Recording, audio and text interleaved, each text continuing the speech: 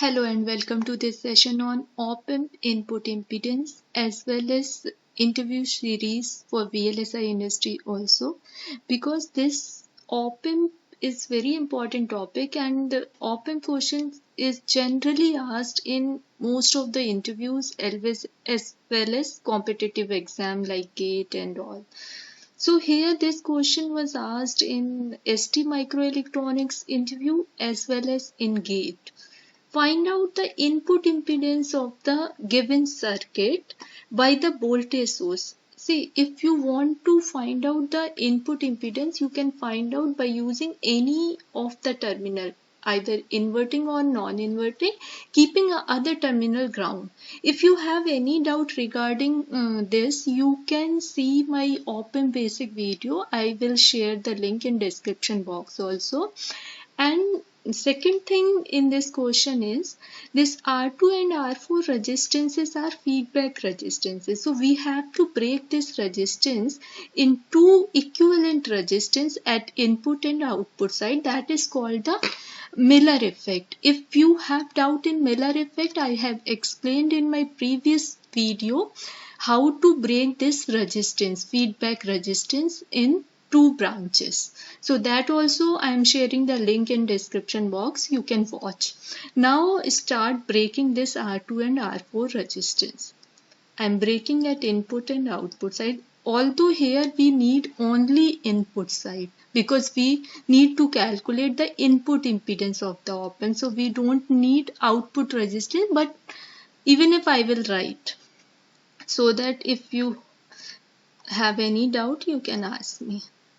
So I'm breaking this resistance, okay, at input and output side. So input side, this will be an open loop of the op-amp, open loop gain of the op-amp is given A. So at input side, this will be R2 divided by 1 minus of A, because this is the inverting terminal. Okay, similarly, if you want to write at output side, this will be R2 divided by 1 minus of 1 by A. Okay. Now similarly I am breaking this R4 resistance also at input and output side. So this will be R4 divided by 1 minus of A. Why this is only 1 minus of A? Because this is non-inverting terminal. Similarly, at output side also I can write R4 divided by 1 minus of 1 by A. Now we will concentrate only on input part because we need to find out the equivalent input impedance. So I am drawing how many resistance we are having at the input. One is R1 connected to the voltage source. Okay, this is Vn. This is connected to the ground. Next resistance I am having this one. This is R2 divided by 1 plus A. Okay, now one more resistance we are having, that is the input impedance of the op-amp, Ri. Okay, Ri value we have given, I think, in the question. Rin, okay, Rin, input resistance of the op-amp is given 200k. So this is not ideal op-amp because input resistance is not infinite. So we have to consider that also. So this is the Rn. See, this is the op-amp, inverting terminal, non-inverting terminal. Okay. So this is the Rin. Now Now how many resistance we are having? One is R3 connected to the ground, okay, and one more here connected to the ground, that is R4 divided by 1 minus A.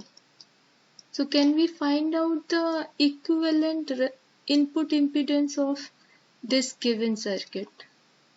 See now how many resistance we are having? We are having total 5 resistance, and we need to calculate the input impedance by this voltage source side, means this terminal, inverting terminal. So we will start from here.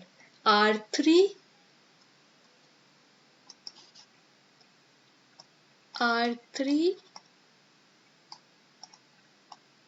parallel with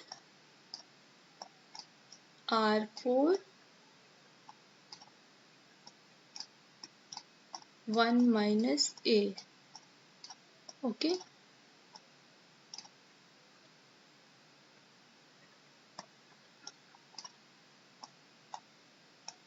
Okay, these two resistance are in parallel and in series with Rin,